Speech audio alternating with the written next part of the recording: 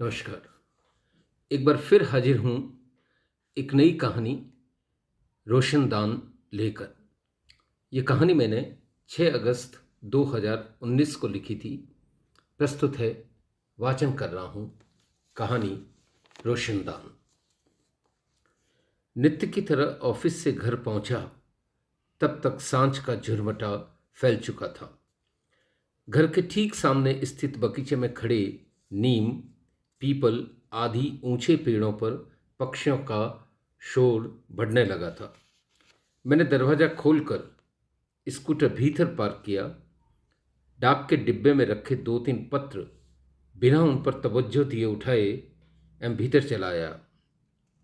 आज एक विचित्र तरह की अन्य मनस्कता मुझे घेरे हुए थी।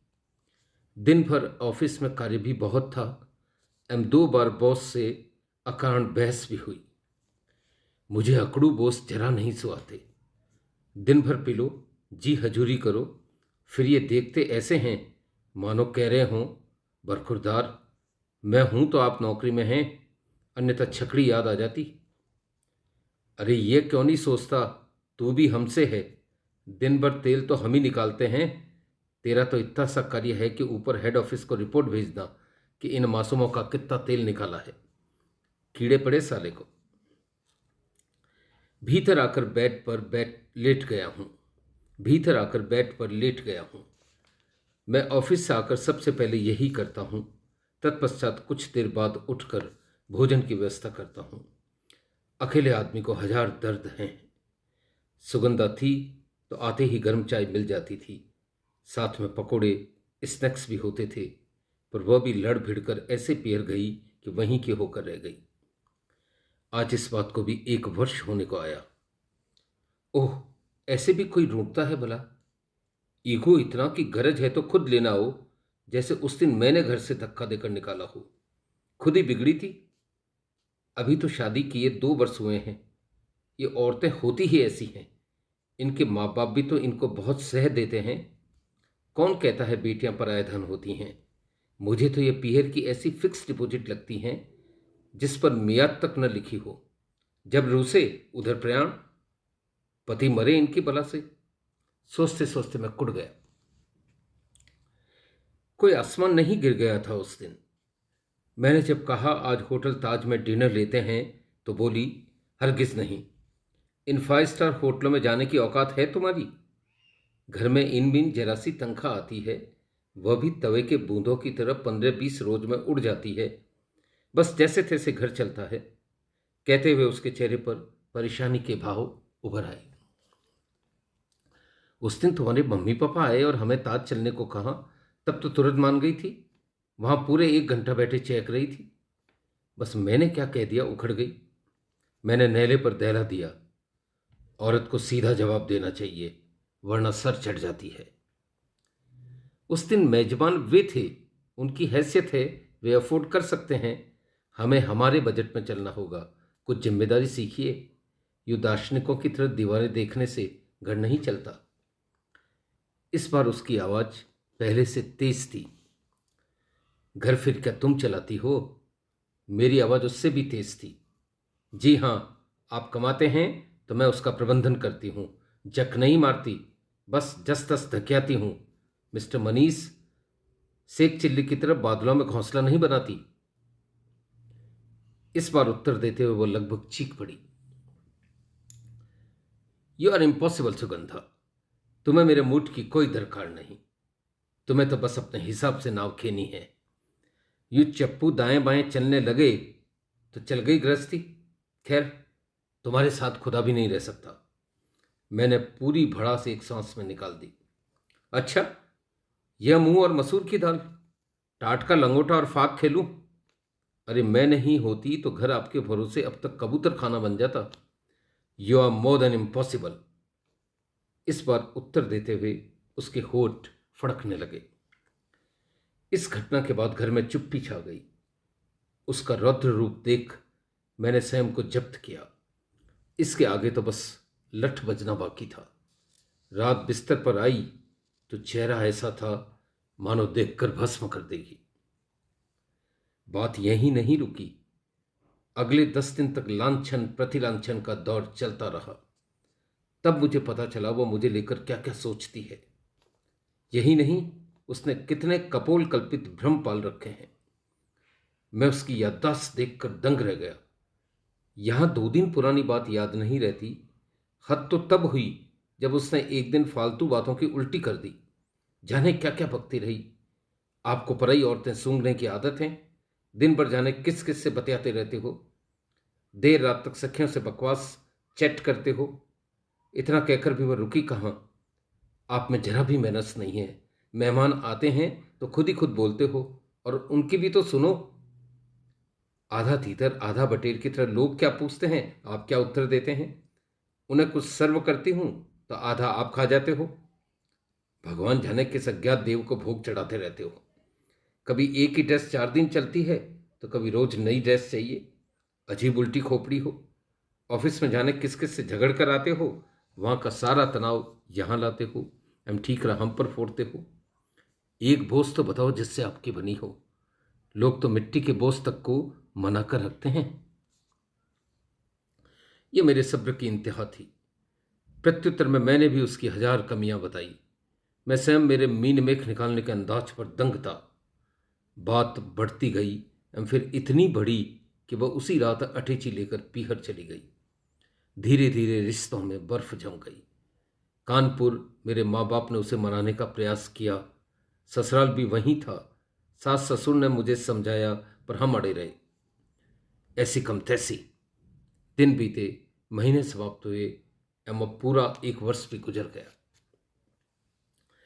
बेड पर यही सोचते सोचते मेरी खोपड़ी गरमा गई। यकायक मैं चौंका। घर के अन्य कार्य मेरे जहन में तैरने लगे। मैं पलंग से उठकर बाहर आया। मेरी नज़र डाइनिंग टेबल पर रखे पत्रों पर पड़ी।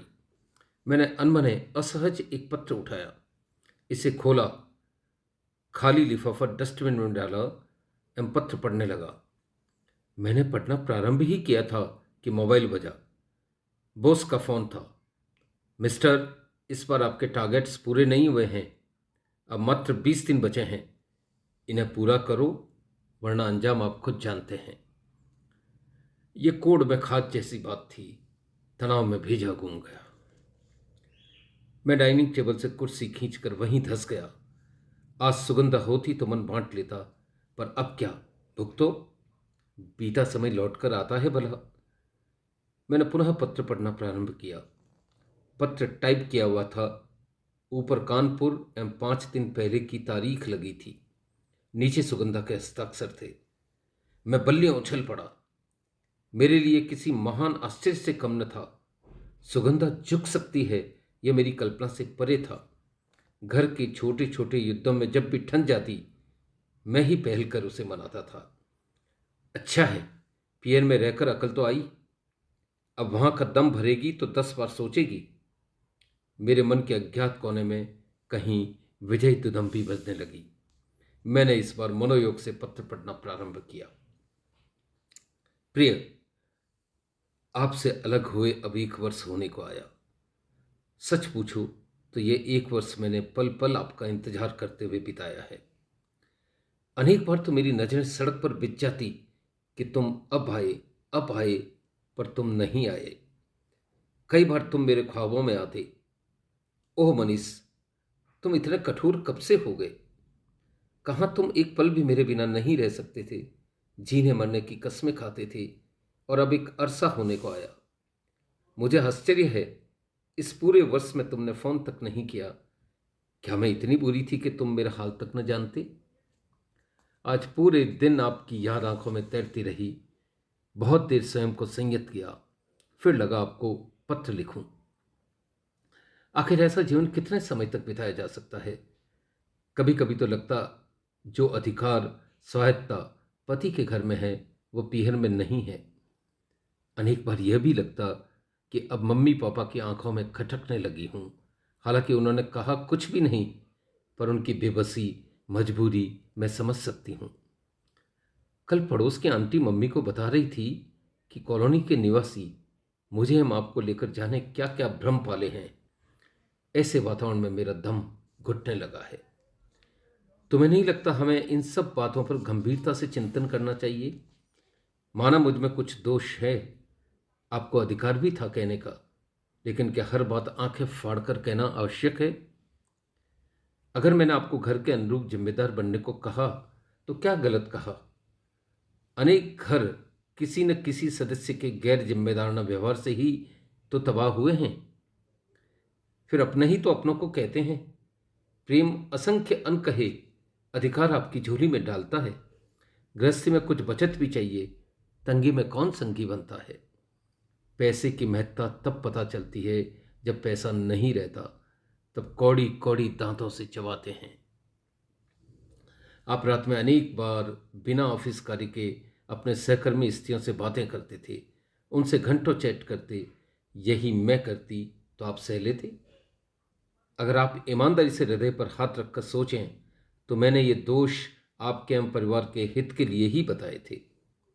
प्रिय, अब हम और समय बर्बाद नहीं करेंगे। मैं जानती हूं मैंने तुम्हें कितना मिस किया है। बस पत्र मिलते ही मुझे लेने आ जाओ। मैं यहां अब एक पल भी नहीं रुकना चाहती। तुम्हारी सुगंधा। पत्र पढ़कर मैं भीतर तक भीग गया। आंखों में आंसू तैरने लगे। Oh Sugandha, you are so great. रह रहकर उसका प्रेम, एहसास, सेवा याद आने लगे। उसने इतना कुछ दिया और तुमने क्षण भर में बिसरा दिया। इतना अहंकार। जिन मुद्दों पर बात बिगड़ी, क्या वे दोष तुम में नहीं हैं? सोचते सोचते लगा जैसे मुझसे कोई गंभीर अपराध हो गया है। मैं अपने ही चिंतन के कटघरे में खड़ा चिल्ला रहा हूं। हाँ, ये दोष मुझ में हैं, बस मैं सुधरना ही नहीं चाहता था। मैं एक ऐसे प्रमाद वन में गुजर रहा था जहां आगे मात्र दुखों का दावानल था। मैं दूसरे ही दिन कानपुर के लिए रवाना हो गया। मेरा अचानक यूं ससुराल पहुंचना सबके लिए आश्चर्य था। हर्षातिरेक सुगंधा मुझे देखते ही रो पड़ी। उसकी गड्ढों में धसी आंखें देखकर मैं भीतर तक कांप गया। मैं मेरी निष्ठुरता को धिक्कारने लगा। आंखों से धुंध छट गई। मेरा खून सूखने लगा। ओ सुगंधा, मैंने तुम्हें अकारण इतना कष्ट दिया। एक दिन रुककर मैं पुनः उदयपुर लौट आया। डाइनिंग टेबल पर मैं फिर सुगंधा के साथ बैठा चाय पी रहा था। ओह, यह कैसा सुख भरा दिन था। लगा जैसे मन के बगीचे में असंख्य पक्षी एक साथ चहक उठे हों। बातों ही बातों में सुगंधा ने मुस्कुराकर बात छिड़ी। यह एकाएक आपको बोध आया कैसे? अब पता चला बीवी के बिना घर कितना सूना होता है। ओ डार्लिंग, तुम्हारे पत्र ने मेरी आंखें खोल दी। मैंने चाय का सिप लेते हुए उत्तर दिया। अरे, मैंने तो तुम्हें कोई पत्र लिखा ही नहीं। उसकी आंखें आश्चर्य से लबालब थी। अब रहने दो। दिन अच्छे आए हैं तो उन्हें झूठे विनोद से मत बिगाड़ो। उत्तर देते हुए मैंने पत्र लाकर उसके हाथ में थमाया। उसने पत्र पढ़ा, भीतर ही भीतर मुस्कुराई एवं पत्र वहीं रख दिया। मैंने उसकी ओर देखा। उसकी आंखों में भी वही आश्चर्य था जो मेरी आंखों में था। तभी दरवाजे पर बेल बजी। घर के पड़ोस में रहने वाले भार्गव अंकल दरवाजे पर खड़े थे। वे मुस्कुराते हुए भीतर आए, हमारे साथ चाय पी एवं जाते हुए धीरे से मेरी ओर देखकर बोले, यह पत्र मैंने लिखा था। पत्र पर झूठे दस्तखत भी मैंने ही बनाए थे। कोई 15 रोज पूर्व सुगंधा का पत्र आया जिसमें अंकल जी, इनका ध्यान रखना आदि ऐसी ही कुछ बातें लिखी थी। मैं ताड़ गया। सुगंधा ने इस पत्र के बारे में तुम्हें कुछ भी नहीं कहने को लिखा था। उस दिन पत्र पढ़कर लगा सुगंधा तुम्हें कितना चाहती है। मैंने टेलीफोन पर बात कर उससे सारी विगत ली। मुझसे भला वह सच कैसे छुपाती? तुमसे भी मेरी जब तब बात होती तो मैं तुम्हें उसे मिस करता हुआ देखता। तुम्हारी आंखें सदैव उसी को ढूंढती हुई सी लगती। कहते कहते अंकल चुप हो गए। हम दोनों आश्चर्य मुग्ध थे। उन्होंने अपनी सूझबूझ से हमारा घर पुनः बसा दिया। आज मुझे समझ आया कि बुजुर्ग अंधेरे घरों के रोशनदान होते हैं। वे उठकर बाहर जाने लगे तो मुझे लगा आज अंकल नहीं घर से कोई देवदूत लौट रहा था। धन्यवाद।